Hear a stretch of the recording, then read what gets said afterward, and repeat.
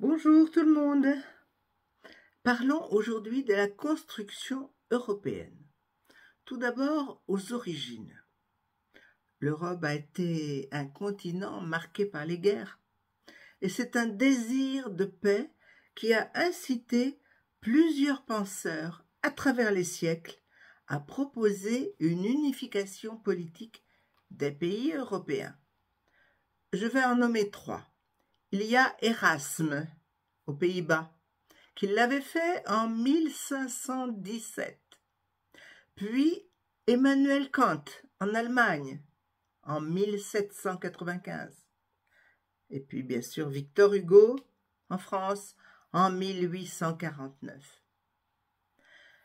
Mais quand a commencé la véritable construction de l'Union européenne? Eh bien, elle a commencé après la Seconde Guerre mondiale, dès 1951. Allemands, Belges, Français, Italiens, Néerlandais et Luxembourgeois ont décidé de réunir leurs pays pour construire une paix durable. Donc c'est bien cette Seconde Guerre mondiale qui, une fois terminée, a donné le coup d'envoi à la création de diverses organisations internationales comme l'ONU, le Conseil de l'Europe. Un traité c'est un accord.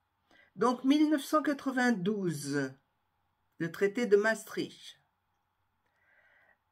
Il faut retenir cette date, traité de Maastricht, 1992. Donc un traité, un accord international pour l'Union européenne. Et la signature a eu lieu ici, à Maastricht, aux Pays-Bas.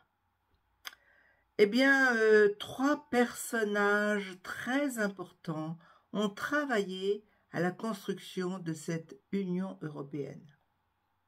Il s'agit de Robert Schuman, ministre français des Affaires étrangères, Konrad Adenauer, qui fut chancelier de la République fédérale d'Allemagne, et puis Paul-Henri Spaak, un homme d'État belge. Retenez bien ces trois noms: Robert Schuman, Konrad Adenauer et Paul-Henri Spaak.